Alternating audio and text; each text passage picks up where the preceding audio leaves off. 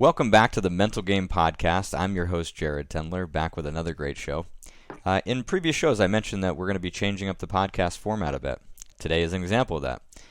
My co-author in the Mental Game of Poker 1 and 2, Barry Carter, is joining me right now, and he is going to be interviewing Jonathan Gottschall. So, Barry, why don't you tell us about your interview with Jonathan? Hey, Jared. Yes.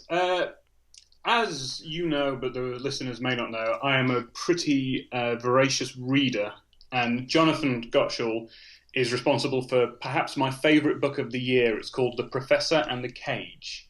Jonathan is an academic, he's a literary scholar, and at the ripe old age of 40, he actually stepped foot in the MMA ring for the first time and had a genuine competitive fight.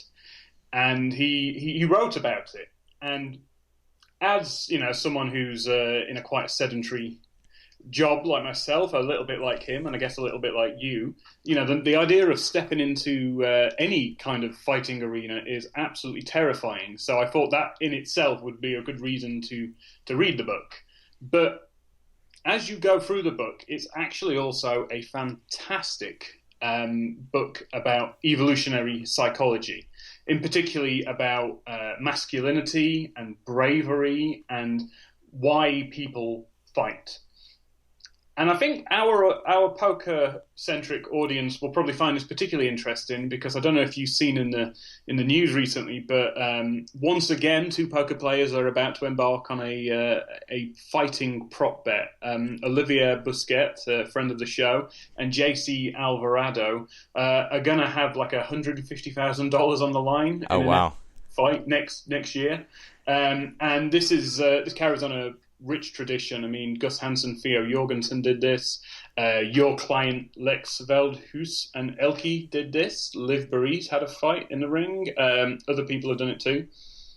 And it's very, very interesting why people in jobs where they do not have to face danger every day still seek it out. So I think it's really relevant for the poker audience. And, even if you don't want to sort of step into the ring yourself, it's a very, very interesting discussion about bravery and discomfort and the importance of discomfort and a lot of things. I think if you're not a poker player, you'll find this interesting. If you are a poker player, I think there's plenty that can be learned from it, and it's an absolutely fantastic book.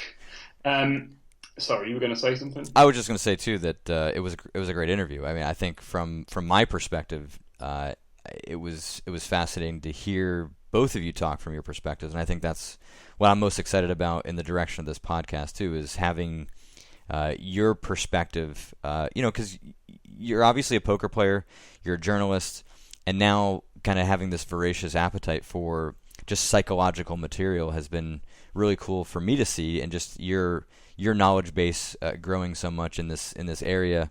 But also coming from more of like a consumer side of things, like you're not a trained psychologist. So you come from a just who is just voraciously interested in the topic and just loves it, and we've talked about your application of it to weight loss and to exercise, and so I think your voice, your perspective in this podcast and frankly in this interview is going to be really great for the listeners as well. I hope that's the case. I mean, I try and put myself in the role of the consumer and not the expert, because I certainly am not that. But I mean, we'll see. Obviously, we can get feedback from the listeners if this is our direction they'd exactly. Like so listeners, please let us know what you think. But Jonathan Gottschall, the book is The Professor and the Cage. It is available in all formats, including Audible. And speaking of Audible, if you want to get a free copy of The Mental Game of Poker 1 or 2, it is possible to do that on audiobook right now, and a number of other ways, including PokerStars frequent player points and a few other things. And you just have to go to jaredtendlerpoker.com/free if you want to learn more about that. But until then, without further ado, this is my interview with author of Professor in the Cage, Jonathan Gottschall. So it's only been the last 20 or 30 years where most guys have had sedentary desk-based jobs, with the exception of possibly academics like yourself. For all our kind of liberal leanings these days in the world of work, your book struck me as there's still very much a hunter-gatherer part of our biology that's kind of stuck inside and at conflict with the more sedentary lifestyle. Would you say that's about right? Yeah, I would. I think, there's elements of human nature and male nature in particular that have sort of been bred deeply into our bone and into our blood over tens of thousands, hundreds of thousands of years. And, society changes fast, culture changes fast, but basic biology doesn't. So we sort of have these elements of our psychology, of our temperaments that seek challenge, that desire challenge. We don't really have much of an outlet today now that all the bears have been killed and all the barbarians have been driven from our gates.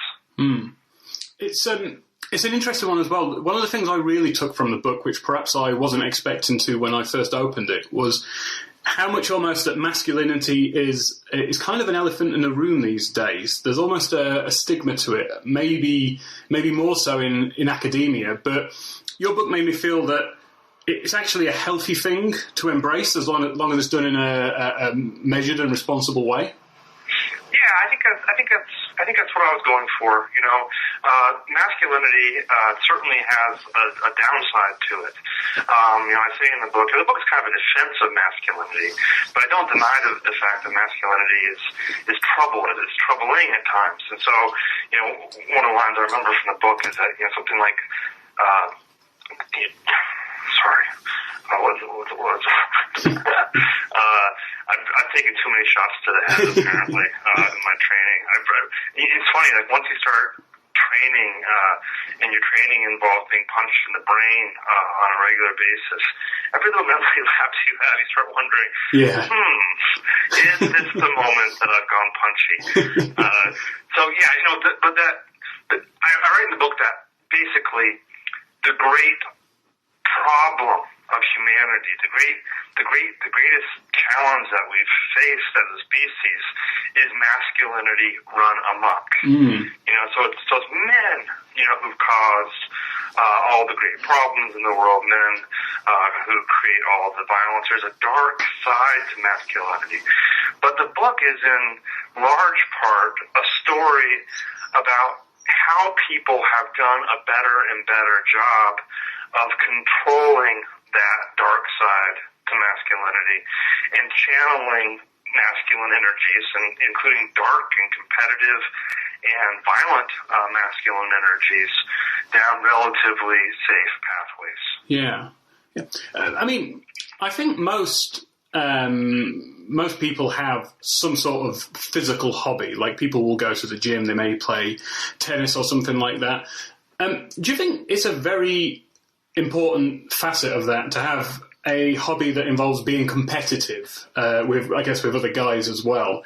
I mentioned to you just before we started talking that I think one of the appeals of poker is that you get to beat people and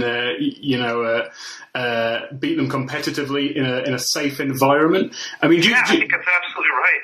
The book is about what biologists call ritual combat. Ritual combat is like, if you look at an animal species, like if you see like two elephant seals clashing in the surf, or a couple of mountain goats banging skulls on a hillside, biologists call that ritual combat. It's a way animals have developed to find out who's the bigger, stronger, tougher, fitter, smarter animal without the danger of fighting it out for real. And people are animals too. People we seem to like to forget that, but we're animals. We're cultured animals, but we're animals still. And, the book is about human forms, essentially, of ritual combat. I think poker would absolutely fit in that category. I didn't think to write about poker, but I think it would absolutely fit as a human form of ritual combat. A way that people, especially men, from the tables I see, especially men, get together and have a nice time, but also have this very tooth and nail struggle to find out who is smarter, who is braver, who is more canny, more cunning. And so something real is being measured in a poker contest, and there's a real defeat and a real victory. But at the end, people get to walk away, and they're still friends. And that's really the key component of ritual forms of contest. It's a way of competing, of fighting it out, and fighting it out hard, but still walking away friends. And in a human situation, being able to compete with each other without blowing apart are really important social bonds, especially our male bonds. Yeah, there's an interesting phenomena in poker, actually, where sometimes if two people fall out for whatever reason, they will often actually challenge each other, sort of one-on-one at the poker tables. There's like an ongoing joke in poker, I'll challenge you heads up for your entire net worth. A duel. Yeah, and it's funny because in a way, like, I guess in a more sanitized, safer, modern environment, challenging someone for their earning potential is almost like an equivalent version of a duel now, because you can't kill somebody these days, but I guess a man equates often his masculinity with how much he earns now, as opposed to how much he can fight. Yeah, I'm sure that's a huge part of it within the heads-up duels. So when these guys challenge each other to a heads-up duel, though, I think there's probably two things going on. One is there is, a sort of actual exchange of material wealth. Someone cleans somebody else out. But the duel throughout history has almost never really been about material wealth. That's what makes it so interesting, so confusing, that men would risk so much, risk their very lives over something that they couldn't see or touch or feel or even, properly define. It was this sense of honor, a sense of status, a sense of respect. And so probably what is really being contested in those heads-up duels is more of a sense of bragging rights, of who is in a sort of fundamental poker playing sense the better man. Absolutely. I'm sure that the money helps, but I think what really stings when you lose one of those duels isn't that you lost your pile of money, but that you've been shown to be the lesser player, and it was probably a public humiliation. Absolutely. The other guys at the table were sitting around and watching your inferiority be demonstrated. I agree. Are men getting weaker in today's age? The reason I ask is I read this very interesting statistic about how testosterone levels in men seems to be declining at a rapid rate, like kind of year on year. And it seems like there's less reason, I guess, in polite society to have as much testosterone as to be strong anymore. I mean, that's a great question. I'm not really sure. I've seen those numbers on the testosterone too, and they are fascinating and kind of troubling. And you can certainly make up a story where that makes a lot of sense. Testosterone is a wonderful chemical in many, many ways. So it's hugely beneficial for performance. So why are men better at sports than women? And just about any sport you can name. And there's all kinds of reasons, genetic reasons and so forth. But testosterone is a big factor. Testosterone is basically steroids. And we have 10 to 20 times as much of this steroid flowing through our veins as women do. Now, however, steroids have consequences. Taking steroids has consequences. It's bad for you, right? So you might take steroids, you have these great athletic benefits, but you may pay for it down the road. And men do pay for carrying this huge testosterone load around with them. So it's one of the reasons that scientists believe that we die so much younger. It's one of the reasons we get sicker than women do. Testosterone seems to be an immunosuppressant. So if you do not need a lot of testosterone flowing through your blood, if you're not fighting bears or fighting barbarians or getting in fist fights, it's really beneficial to keep that testosterone load lower because it has so many negative health consequences. Sure. So are men getting weaker?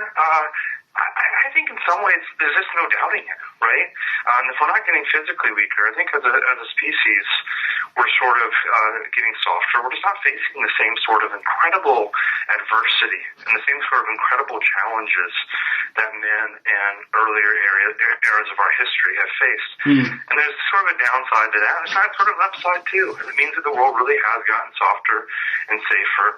And so I've been attracted to these violent forms of competition, but they're kind of governed, and I'm not really nostalgic for the good old days of barbarian savagery.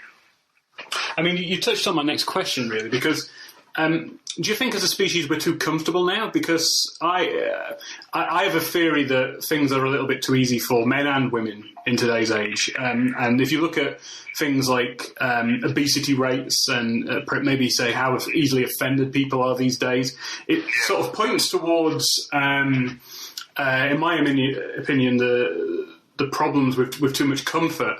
Now, it's like you actually sought out discomfort when you started your MMA journey, and every great biography I've ever read is someone who overcame a great barrier in life and came out the other end. I mean, do you think discomfort is something we probably should seek out again in properly controlled conditions? I could not agree with you more. I think humans need adversity. We need challenge. I think we all need a little quest to be on. And if we don't have that quest to be on, and by the way, quests, they're serious stuff. At the end of a quest, there's a princess maybe, but there's also a dragon standing in front of her. And so, and without this adversity, without this challenge, without this quest, I think we all go flat, and we get obese. And we get obese not just in our bodies, but in our characters, right? Your character gets soft and it gets flabby. So adversity, I really deeply believe that adversity does build character, and that was sort of a big process of my personal story. My personal story of going into that gym wasn't about learning how to throw the proper punch or to learn a proper wrestling technique. That was kind of a small part of it. The big part of it is, can I build my character? Can I go into this world that is intensely frightening to me? It's a primal experience getting into a cage fight. They lock you up in a cage with this guy who's, a trained savage killer. And the only way out of the cage is to fight your way through him. And so it's very, very scary. And so for me, it was always about, could I learn to be brave? Could I learn to control my emotions in a situation like that? And I'll just say that this is definitely translated into the rest of my life. There's a saying among writers that I've always kind of followed, but I'm going to follow more now. But the saying among writers is that you should always write about the thing that scares you. You always find the most terrifying thing you can think to write about, and that is your subject. That is the subject, the one that really pushes you, the one that really makes you wake up in the middle of the night sweaty and saying, Jesus, I don't want to write that book. That'll expose me in all sorts of ways.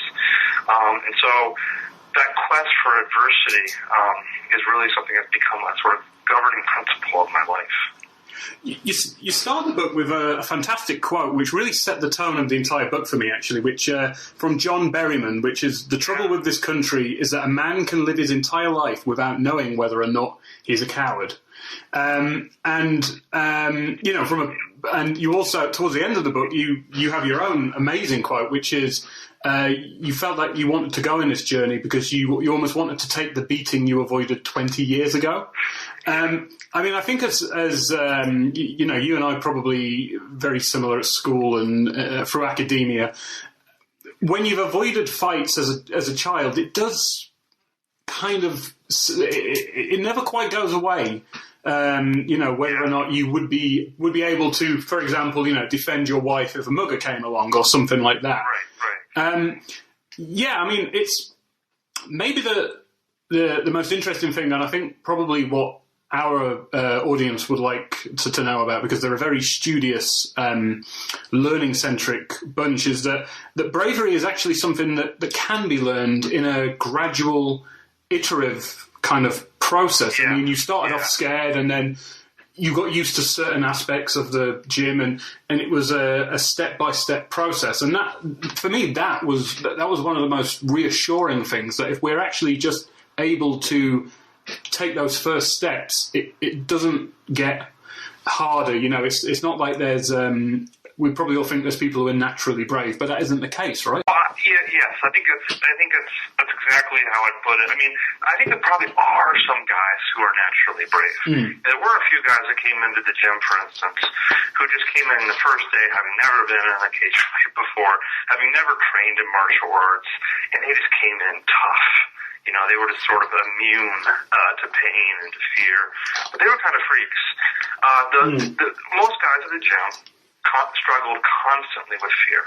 And this goes not only for scrubs like me, and it goes for the best fighters in the world, the very top champions.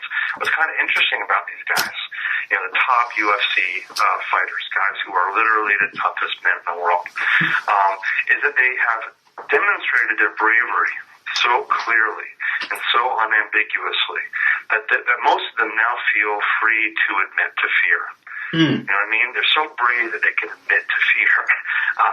Most guys, I'm not scared. You know, they try to play it off. But you know, the main struggle in a fighting sport and a fighting life is the constant struggle with your own fear and your own anxiety. And so it's not like you ever defeat it. You know, no one really defines bravery that way, as the absence of fear. And in fact, the classic definition of bravery is that you have to be afraid in order to be brave. There is no courage without fear. Because then you wouldn't even be afraid. It's not even scary to you. It wouldn't be a courageous thing if it's not scary to you. And so the process of training to overcome fear is very much like the process of training to throw a proper 1-2 combination.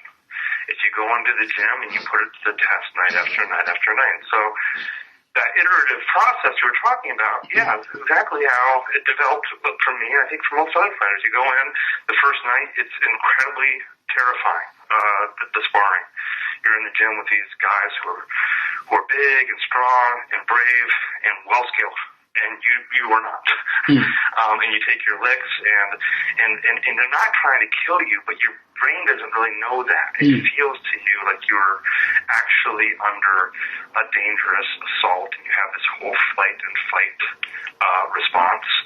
But night after night after night after putting yourself in those situations, you become more and more habituated to the pain, more and more habituated to the fear. And the fear doesn't go away, but you can tamp it down.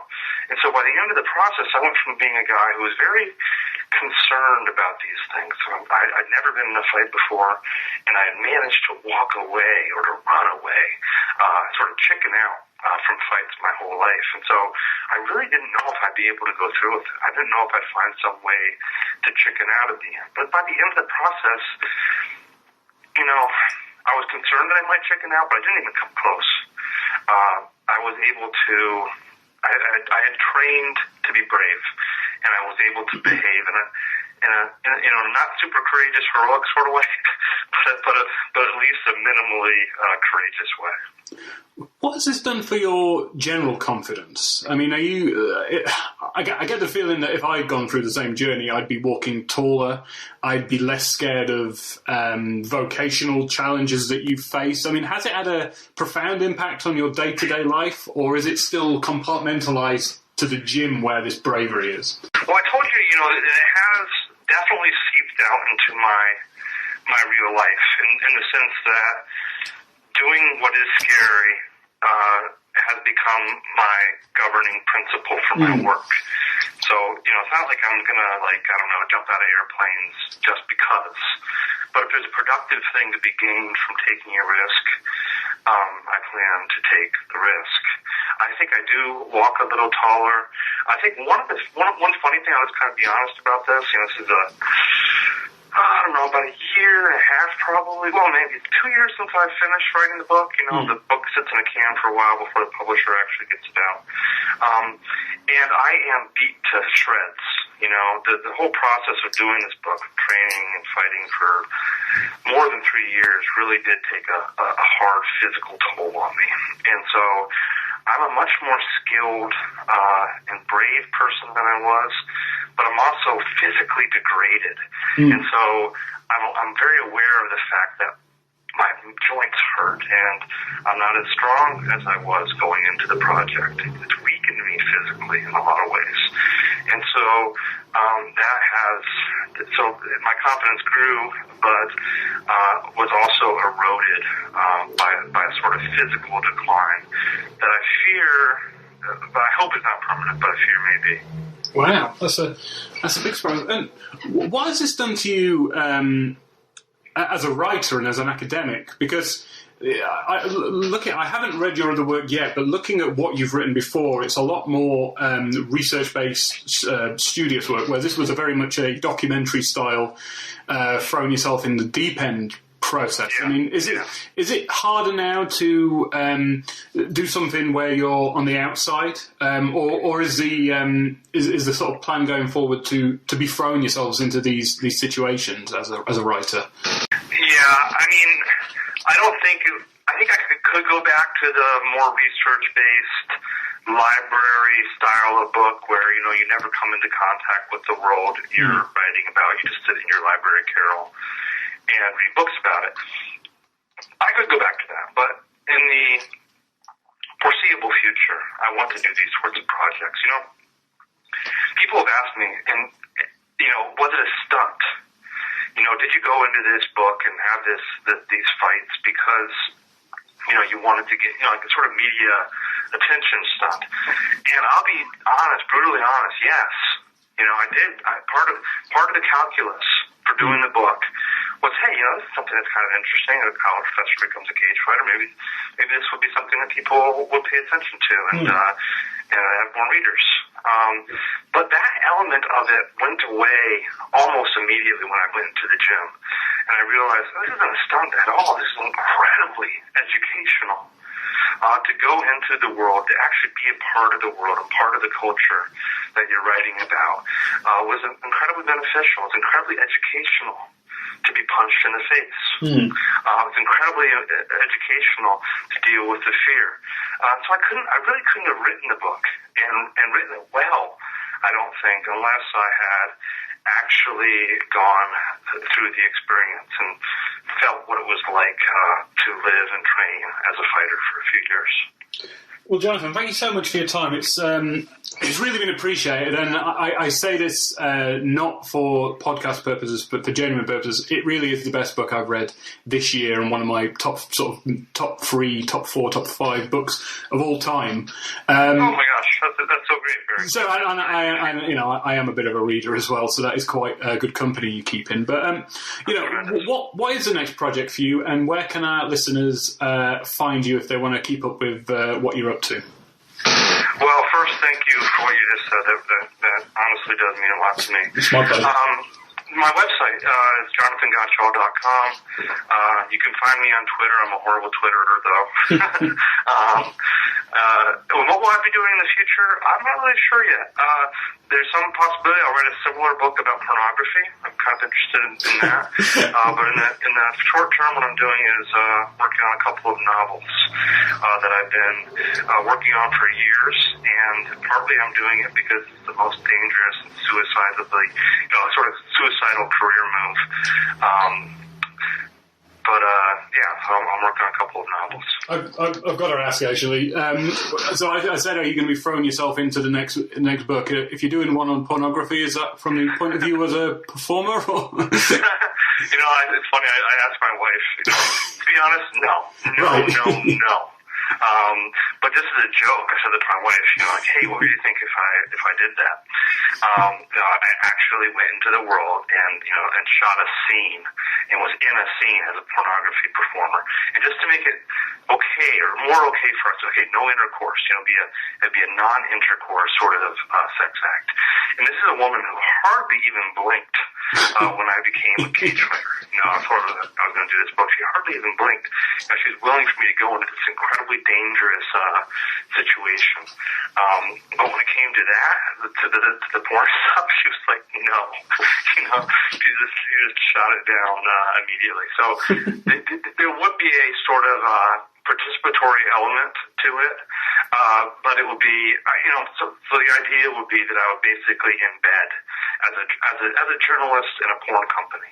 Right. But I wouldn't see myself as a journalist so much. I was thinking like I would do work like an intern. I'd go through, I'd see how the whole business worked. I'd embed with the editing people and the casting people and the camera people. There's the whole thing to see how the whole business works. Got it. Okay. Yeah, that would have been. You would have got a reputation as the next great Gonzo writer, I think, if you'd have participated. But... Well, yeah, I honestly I thought about it. I would do it, but I think because first off, it's way more terrifying to me than being in a cage fight.